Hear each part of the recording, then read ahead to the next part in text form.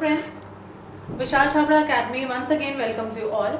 Worksheets तो हमने काफ़ी टाइम से हम लोग डाल रहे हैं जो DOA की आ रही हैं, क्योंकि आजकल वेकेशन चल रही है, तो there will be no worksheets in the for 9th class as well as for the 10th class. ठीक है, 6 to 8 क्लासेस की भी अभी वर्कशीट्स हम लोग डिस्कस नहीं करेंगे।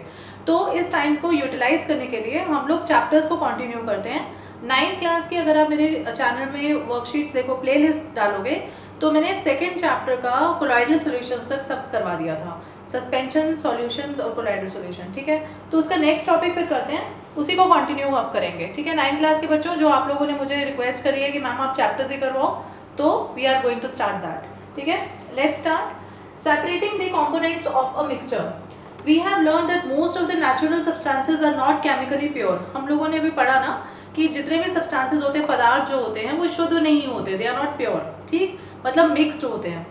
Different methods of separation are used to get the individual components from a mixture. और अलग अलग टेक्निक्स हमें यूज़ करनी पड़ती है अगर दो components को mixed है एक mixture में। ठीक है, जैसे दाल बनना कह लो, पल्सेस में कंकड़ आते हैं, उसको हम सेपरेट करते हैं, तो वो भी एक सेपरेशन टेक्निक है। ठीक है, separation makes it possible to study and use the individual components of a mixture. Separation से ये पॉसिबल होता है कि हमें इंडिविजुअल कंपोनेंट्स मिल जाते हैं। जैसे सपोज दाल और कंकड़ है, अगर तुमने उसको मैनुअली अलग करा तो आपको कंकड़ अलग मिल जाएंगे और दाल अलग मिल जाएगी। ठीक, और हम लोगों ने दो चीज़ें पढ़ी थी वर्कशीट, लास्ट वर्कशीट में भी मैंने ये करवाया था जो वेकेशन से पहले आई थी, कि होमोजीनियस मिक्सचर क्या होते हैं, हेट्रोजीनियस मिक्सचर क्या होते हैं, सबको पता है। तो heterogeneous mixtures can be separated into their respective constituents bye simple physical methods. Heterogeneous mixture मतलब जिसमें फिक्स प्रोपोर्शन नहीं होता उसके कंपोनेंट्स का। ठीक, तो उनको हम लोग कैसे अलग कर सकते हैं, जैसे हैंड पिकिंग कर ली, जैसे मैंने कंकड़ बताया दाल में से, सीविंग छानना, जो आप घर में चाय बनाते हैं उसकी चाय पत्ती जो छानते हैं। ठीक है, फिल्ट्रेशन हो गया, फिल्ट्रेशन भी इसी टेक्निक में आ गया, और जो हे अलग होता है गेहूं से, उसमें सीविंग, विनोइंग, ये सारे इसी के अंदर आ जाते हैं। ठीक है, लेकिन sometimes special techniques have to be used for the separation of the components of a mixture, लेकिन हर बार इतना इजी नहीं होता, हम लोगों को अलग अलग मेथड यूज करने पड़ते हैं सेपरेशन के लिए, right.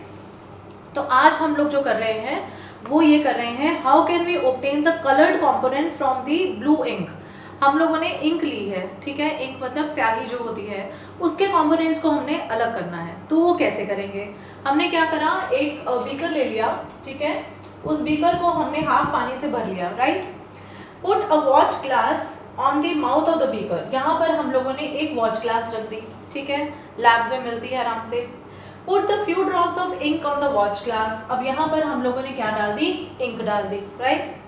Now start heating the beaker, अब हमने क्या करना शुरू करा, इसको हमने हीट करना शुरू करा, राइट।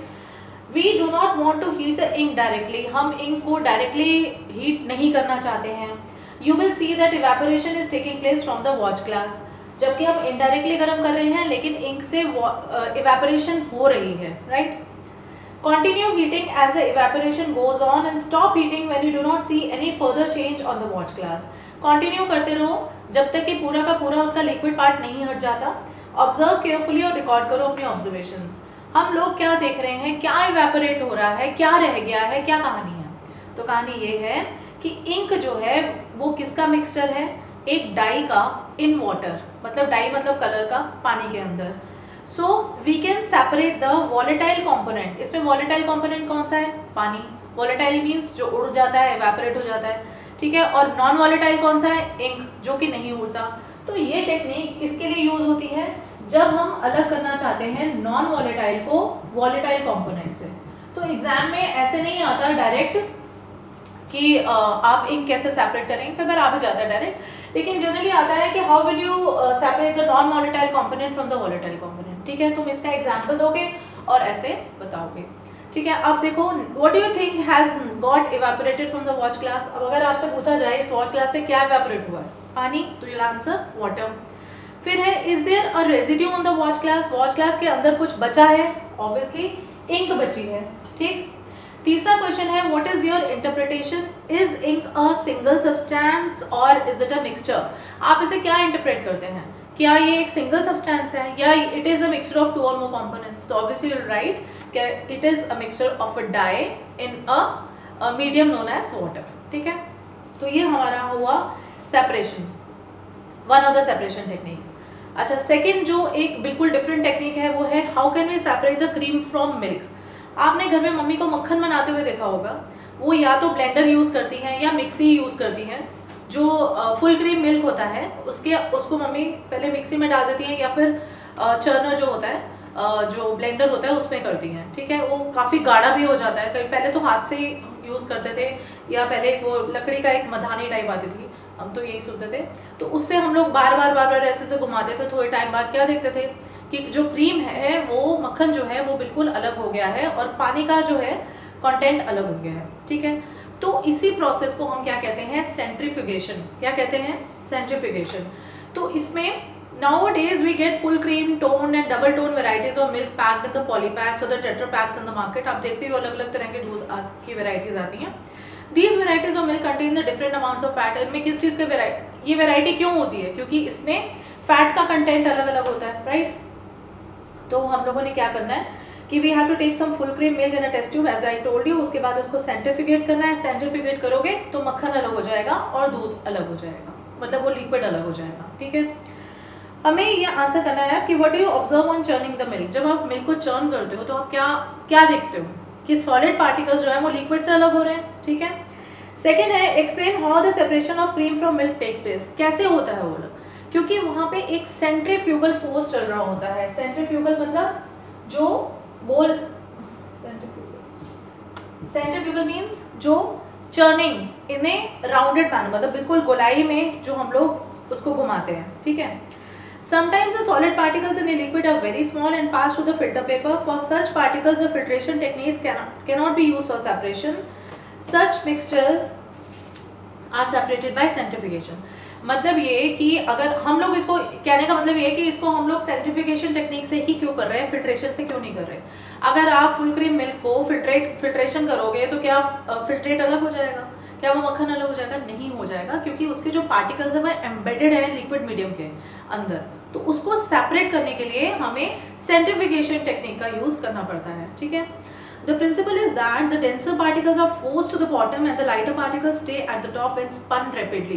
जब उसको सेंट्रीफ्यूगल फोर्स दिया जाता है, गोल गोल गोल करके फोर्स दिया जाता है, घुमाया जाता है, तो उससे सॉलिड पार्टिकल्स जो होते हैं वो अलग हो जाते हैं, क्योंकि वो डेंसर होते हैं, ठीक है। डेंसर मतलब what is density, mass per unit volume, ठीक है ना। जिसका जो डेंस होता है, भारी होता है, और जो हल्के पार्टिकल्स हैं, लाइटर पार्टिकल्स, वो अलग हो जाते हैं। तो this is how the centrifugation technique works, ठीक है। अब इसकी एप्लीकेशंस भी होती हैं। एप्लीकेशंस मतलब इसका और भी जगह यूज़ किया जाता है। ब्लड टेस्ट में किया जाता है, यूरिन टेस्ट में किया जाता है, बटर क्रीम जो बताया ही मैंने उसको अलग करने के लिए किया जाता है। और वॉशिंग मशीन में आपने देखा होगा कि जब हम वो पानी निचोड़ने का काम करते हैं, जो ड्रायर यूज़ होता है, ठीक है, तो उसमें भी सेंट्रीफ्यूगल फोर्स से यूज़ हो रहा है, मिक्सी में यूज़ हो रहा है, ब्लेंडर में यूज़ हो रहा है। इन सारे जो कौन से हैं, इवन चॉपर जो हम यूज़ करते हैं घर में, तो वो भी सेंट्रीफ्यूगल फोर्स का एग्जाम्पल है। आज हम एक और करेंगे सेपरेशन जो है एक मैकेनिज्म, उसके बाद नेक्स्ट में फिर हम लोग सॉल्ट और कैम्फर का करेंगे। अच्छा, अब कहानी ये है, अभी तो जो हमने पढ़ा उसमें सॉलिड और लिक्विड का सेपरेशन था, राइट। अगर सपोज दो लिक्विड्स हो, ठीक है, और वो भी इमिसिबल हो, तो कैसे करोगे? इमिसिबल मतलब आपस में मिक्स ना होते हों।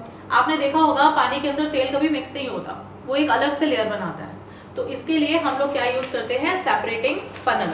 कौन सा यूज़ करते हैं? सेपरेटिंग फनल यूज़ करते हैं। इसमें हम लोग क्या करते हैं, लेयर्स ले लेते हैं। यहाँ पे एक टैप टाइप होता है, ठीक है, और यहाँ पे जैसे ये ऑयल की लेयर हो गई, ये हो गई ऑयल की लेयर, ये हो गई वाटर की लेयर, ठीक है, और ये पूरा का पूरा क्या है, फ्लास्क है। सेपरेटिंग फनल इसे कहते हैं, राइट। इसमें क्या होता है, जो एक लिक्विड होता है वो हल्का होता है और एक लिक्विड जो होता है वो भारी होता है। ऑब्वियसली हल्का वाला जो लिक्विड है वो ऊपर आएगा तो उसको हम ऑयल कहते हैं, ठीक है, और जो नीचे रह जाएगा वो वाटर आ जाएगा। इसके लिए यहाँ पे जो होती है ये नॉब सी होती है, अगर इसको खोलते हैं तो ये वाटर अलग हो जाता है और ऑयल जो है वो अलग हो जाता है, ठीक है।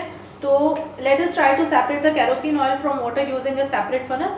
तो हम लोगों ने केरोसिन ऑयल और वाटर का, जैसे मैंने बताया कि उसमें हमने कर लिया, उसके बाद उसको स्टैंड कर दिया, मतलब थोड़ी देर के लिए छोड़ दिया, फिर स्टॉप क्लॉक खोली और पानी को अलग कर लिया और ऑयल हमारे पास अलग हो गया। इसकी जो एप्लीकेशंस हैं, एप्लीकेशन यही है कि ऑयल और वाटर का कोई मिक्सिंग हो तो हम उसको अलग कर सकते हैं। और दूसरा, in the extraction of iron from its ore the lighter slag is remove from the top by this method to leave the molten iron at the bottom of the furnace. जब आयरन की smelting होती है, iron का separation होता है, iron के ओर जब हम यूज़ करते हैं, तो उसमें क्या होता है, जो स्लैग होता है, स्लैग मतलब पार्टिकल्स होते हैं, लाइटर पार्टिकल्स होते हैं, और वो थोड़ा सा कूड़ा समझ सकते हो जिसे तुम, मतलब that is to be remove. तो उसको रिमूव किया जाता है मोल्टन आयरन से, इसी टेक्निक से। सेपरेटिंग फनल तो नहीं होती, उसमें सेपरेटिंग फर्नेस होती है, ठीक है। तो these are the two applications जहाँ पे हम दो इमिसिबल लिक्विड्स को सेपरेट करते हैं। The principle is that immiscible liquids separate out in layers depending on their densities। जैसे कि अगर ये पूछा जाएगा, आपको ये दिया है और आपसे पूछा जाएगा which principle is used for separation of immiscible liquids, तो आप लिखोगे कि they are separated out in layers depending upon their densities, मतलब उनके घनत्व के हिसाब से आप उनको, उन लिक्विड्स को अलग कर सकते हो। तो आज के लिए इतना ही, फिर कल मिलेंगे नए सेपरेशन टेक्निक से, ठीक है। तब तक के लिए don't forget to like, share and subscribe, और घर पे रहिए, सुरक्षित रहिए। Take care, bye bye.